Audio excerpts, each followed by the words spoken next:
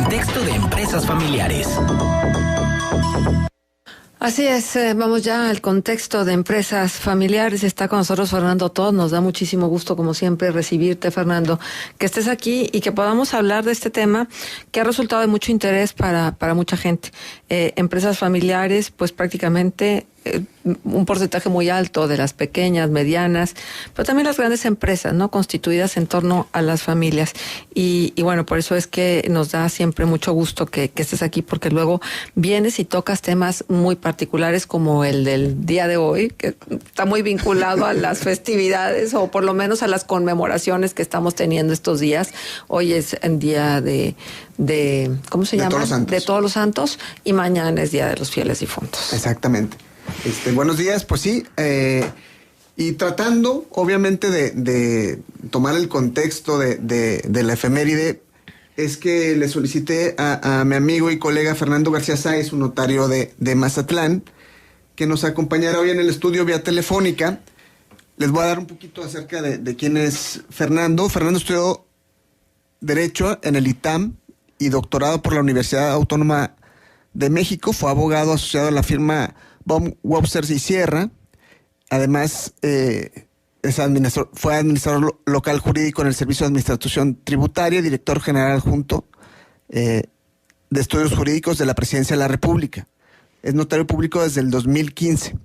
Actualmente es coordinador nacional del notariado del Colegio de Abogados Egresados del ITAM, notario en Mazatlán, Sinaloa, articulista en Reforma y en el Periódico Noreste. Fernando, no sé si nos escuchas. Sí, buenos días. Muchas gracias por invitarme a participar. Estoy a sus órdenes, amigo. ¿Cómo estás, Fernando? Afortunadamente muy bien y muy entusiasmado de participar contigo en este tipo de proyectos que difunden a la ciudadanía algunas herramientas que les pueden ser de mucha utilidad. Oye, fíjate que acá encontramos, no sé allá en Mazatlán cómo encuentres el mercado, pero generalmente la gente se confía mucho en que tiene un testamento y cree que el testamento es la panacea y te quita todos los problemas, cualquier tipo de conflicto.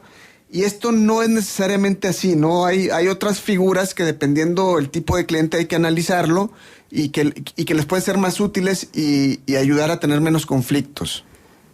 Es correcto. Mira, el testamento, sin lugar a dudas, es una herramienta fabulosa que el legislador nos ha regalado, permíteme la expresión, porque pues te permite que de una manera ordenada y disciplinada pues uno decida a quién va a transmitir sus bienes, derechos y obligaciones que no se extinguen por la muerte, en favor de quien uno decida. En México tenemos el principio de libre testamentificación, con base en el cual, salvo la obligación de dejar alimentos a los menores y ciertas personas que la ley lo establece, pues el testador puede disponer de manera absoluta de su patrimonio y puede designar herederos a quien quiera, ¿no? Entonces el testamento en realidad es una gran herramienta, es muy económico, porque si uno saca cuentas y dice el valor de toda la masa hereditaria que se va a transmitir mediante un instrumento público y garantizar que esa transmisión sea ordenada, pues en realidad el testamento tiene un valor económico. Cierto es que para algún sector de la población el testamento puede representar una herramienta insuficiente. Sí. Y me explico. Hay casos de empresas principalmente familiares, en las que pues hace algunos años o muchos años el papá empezó con un negocio muy pequeño y al paso de los años pues estas empresas van creciendo, ya tienen subsidiarias, tienen un holding, tienen muchas empresas. Afortunadamente los negocios les sonrieron y han ido haciendo adquisiciones de bienes inmuebles, tienen digamos cuentas de dinero en efectivo y la familia se va dispersando y va creciendo porque el papá tuvo hijos, el hijo tuvo esposa, tuvo otros hijos y los hermanos se casaron, es decir, se va extendiendo mucho la familia y resulta que toda esta familia participa de una empresa. Uh-huh. ¿Cómo vamos a resolver la sucesión empresarial? Que es el problema que el empresario desde el día que inicia debiera empezar a pensar. Y ese pensamiento de la sucesión empresarial pues es una cosa así como un espiral hegeliano en términos de la filosofía, porque nunca termina. Los jóvenes que van tomando el control de las empresas, al momento de tomar control, ya deben estar pensando en quién nos va a suceder en el ejercicio de las decisiones corporativas y empresariales. Entonces, frente a estas necesidades del mundo moderno empresarial, digámosle, está un instrumento que los notarios promovemos desde hace algún tiempo y que se conoce como el fideicomiso con cláusula sucesoria, también conocido fideicomiso con cláusula testamentaria, precisamente por su similitud que tiene con el testamento, ¿no, Fernando? Exactamente. O sea, este fideicomiso, buenos días, qué bueno que podemos platicar con profesionales de esta talla, de temas que son tan importantes y que no podemos dejar para después, porque si los dejamos para después no sabemos si ese después existe. Exactamente. Entonces tenemos que por lo menos tener un mínimo de garantías, una base más segura para quienes se van a quedar. Y este es un proceso de todos los días, tal y como lo estoy escuchando, ¿no? Que no puedes estar pensando que ya está todo perfectamente bien establecido a través de ciertos documentos, sino tienes que garantizar a través, por ejemplo, de la creación de este fideicomiso cuando se trata de empresa. Exactamente. Hay una campaña desde hace muchos años del mes del testamento, y sí, obviamente el testamento te va a proteger hasta cierto punto, hasta cierto tipo de clientes, pero no es únicamente el testamento, porque una vez que el testador fallece, es necesario abrir un juicio sucesorio. Tratándose de los fideicomisos, Fernando, el procedimiento es diferente. El fideicomiso tiene un camino independiente de cualquier tipo de juicio. Sí, mira, qué bueno que tocas ese tema y haces el énfasis en esa distinción, porque vale la pena que nos regresemos tantitito y la gente que nos está escuchando sepa que no por el hecho de que su papá o un pariente hizo un testamento, ya no hay que hacer nada. La gente luego pasa en las notarías que llega la señora, llega una persona y dice, quiero vender esta casa que me la dejó mi papá, pero resulta que el papá falleció hace 15 años y jamás hicieron un juicio sucesorio. Entonces, es parte del trabajo de difusión y de educación jurídica que nosotros como gremio notarial tenemos que continuar haciendo y explicarle a la gente, no, mira, después del fallecimiento hay que denunciar esa sucesión, hay que ir a un juicio. El juicio seguramente te lo va a llevar un abogado que te va a cobrar un porcentaje del valor de la masa hereditaria, y una vez que el testamento se declare válido y se inicie todos los procesos al interior del juicio sucesorio, que es el inventario, el avalúo, la adjudicación, etcétera, etcétera, lo voy a resumir mucho para no tomar mucho tiempo, se va con el notario para que el notario entonces protocolice la parte relacionada con los bienes inmuebles y se tiren las escrituras a quienes resultaron adjudicatarios de esa sucesión. Todo esto cuesta, porque va a haber un abogado que participe, va a haber actos materiales que llevar a un juicio y luego va a haber que protocolizar esa decisión y eso te va a costar, ¿no? Yo pensaba que eso pasaba nada más aquí en Torreón, ¿eh? Lo pasa en todo el mundo. No, pero... No, fíjense que lamentablemente, mientras más bajos son los niveles de formación y de educación, más problemas hay, se generan lamentablemente círculos viciosos en los que la gente más vulnerable, la gente más necesitada, la gente más pobre es la que enfrenta estos problemas. Claro. Pero bueno, el fideicomiso con cláusula sucesoria viene a ser una herramienta que alivia y aligera para la empresa todos estos temas de llevar a un juicio, un testamento. ¿Por qué? Porque cuando se aportan los bienes, mira, ¿qué se puede aportar un fideicomiso con cláusulas sucesorias? Se pueden aportar acciones y partes sociales de una empresa, se pueden aportar bienes inmuebles, se puede aportar dinero en efectivo. Puedes tener 3 tipos diversos de fideicomisos en los cuales el aportante, no por el hecho de aportarlos al fideicomiso significa que ya los pierda, no. Todo lo contrario, los aporta a un fideicomiso, establece un conjunto de instrucciones para el caso de que esta persona fallezca, disponiendo de manera disciplinada y ordenada qué va a pasar, cuál va a ser el destino final de esas acciones, cuál va a ser el destino final de esos inmuebles, o inclusive se pueden establecer instrucciones a priori de inversiones específicas que se quieran estar haciendo con los bienes o con el dinero.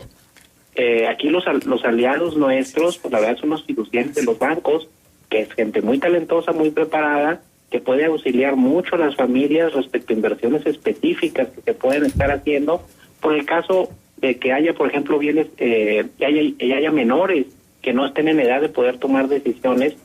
Se organiza un comité técnico dentro de estos fideicomisos, en el cual tú como aportante o fideicomitente de todos estos bienes, tú lo puedes diseñar. Tú puedes decir, oye, yo conozco a un financiero que ha sido financiero de toda la vida de la familia, yo conozco un gran abogado que nos puede estar... Entonces, esta gente la integras a ese comité técnico y cuando tú no estés, ellos le van a ayudar a tu esposa, por ejemplo, o a tus hijos a continuar en la toma de decisiones relevantes, incluso para el manejo de la empresa. Hay que preguntarles algo a ambos. Dentro de lo que se heredan también las deudas? El patrimonio como universalidad jurídica, que es lo que dice el código, contempla bienes, derechos y obligaciones, todo tu patrimonio. Cuando uno fallece, transmite su patrimonio, dice la ley, salvo el que no se extingue por causa de muerte, es decir, todo lo que sea estrictamente personalísimo. Las deudas se transmiten, sin embargo, hay un principio que se conoce como el beneficio de inventario, que consiste en lo siguiente: si el activo, por decir, es de 10 y las deudas son de 8, el heredero adquiere únicamente el activo sobrante, que son 2. Es decir, el patrimonio del fallecido sirve para liquidar todas las deudas que el fallecido haya tenido hasta el momento de su muerte.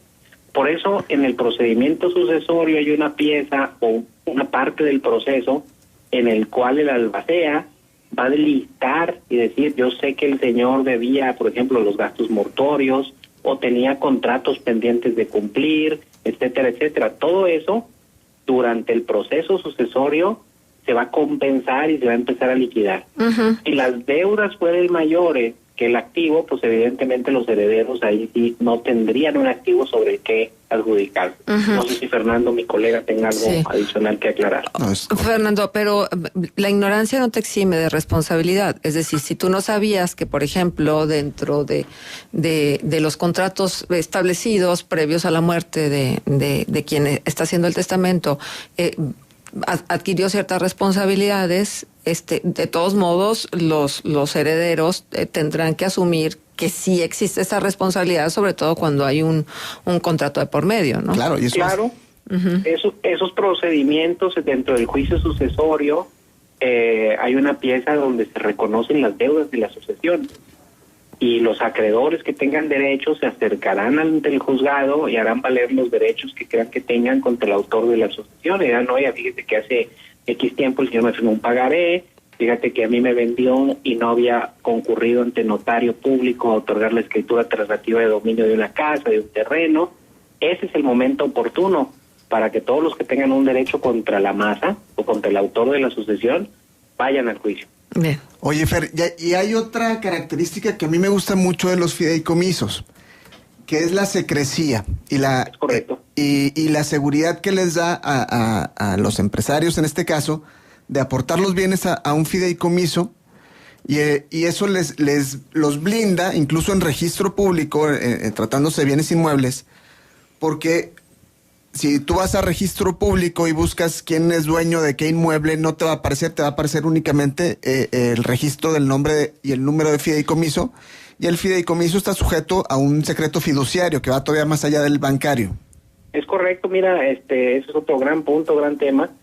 Lamentablemente, pues conocemos que la discreción de los tribunales es relativamente poca. Y los asuntos que se ventilan en nuestros tribunales, pues son conocidos por todo el mundo. Los expedientes, digamos, se prestan sin mayor sigilo a cualquier persona, muchas veces, no solamente a los que estén autorizados. Y bueno, pues se produce un gran chisme judicial respecto de las sucesiones que están en los tribunales. Todo el mundo sabe.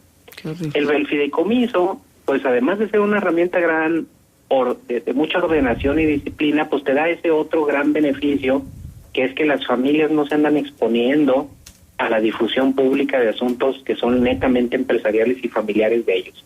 El secreto fiduciario, como tú lo comentas, pues es una herramienta que permite al fideicomitente que sus informaciones y de sus propiedades estén guardadas con esa gran confidencialidad. Claro. Y además que te ahorras el juicio sucesorio porque el banco adjudica de manera directa de conformidad a tus instrucciones establecidas en el fideicomiso. Es correcto. Respecto de bienes raíces, lo único que habrá que hacerse serán en su caso las protocolizaciones para documentar las transmisiones inmobiliarias, ¿no? Exacto. Nos están preguntando algo, tenemos poco tiempo, pero ojalá que pueda haber respuesta. ¿Es mejor hacer donación que herencia? Pues mira, yo creo que los casos son particulares y todo depende de muchas situaciones personales y familiares. Llega un señor de 80 años que tiene un hijo de 50 y le quiere hacer un testamento. El hijo tiene 50 años y es una persona madura, decente, trabajadora, responsable, que no va a dejar desamparado al papá. Entonces yo pienso que hacer una donación con reserva de usufructo, en la cual el señor se retiene el usufructo hasta el día de su muerte, puede ser una buena herramienta. En el caso de hijos que tengan algún problema, digamos, tanto para tomar decisiones de manera libre y consciente, alguna incapacidad o alguna situación de alcoholismo, drogadicción que es muy presente, pues no es conveniente hacerles traslaciones de dominio así a la ligera, ¿no? Entonces yo creo que todos los casos son deben ser revisados en la notaría, con un notario que los asesore y los aconseje. Y bueno, la donación entre padres e hijos tiene ciertos beneficios fiscales, por ejemplo, no se genera el impuesto sobre la renta. En algunos estados y municipios hay beneficios para el pago del impuesto sobre adquisición de inmuebles, que es una tasa menor. Y sí, tiene, digamos, la gran ventaja de que se dona y la familia sabe de antemano que esa fue la decisión del donante, ¿no? Nosotros decimos, se escucha que se conoce como donar en vida, ¿no? Sí. Es una expresión que se usa, que no es correcta, porque dice se hereda en vida, perdón, es como dice, la herencia es para después de la muerte. Pero Exacto. se usa esa frase para referirse a ese fenómeno que usted refiere, ¿no? Exactamente. Pues muy interesante, Fer, muy interesante. ¿dónde te contactan los laguneros que quieran hacer negocio allá en Mazatlán? Pues miren, ahora ya con las redes sociales, ahí me pueden encontrar en el Twitter, F. García Saiz. Mi dominio de internet es www.garciasaiz.com.mx. Nos vamos, nos cortan. Muchas gracias, Fer. Hasta luego. Gracias, licenciado Fernando García. Bueno, vamos a ir a la pausa comercial. ¿Cuánto cuesta eso fideicomiso que decían hace un momento? ¿Es muy caro? Relativamente son ya un poco más accesibles. Muy bien. Bueno, hay que acercarse con los notarios y Sí. hay que acercarse con quienes 9:09, tienen conocimiento. volvemos.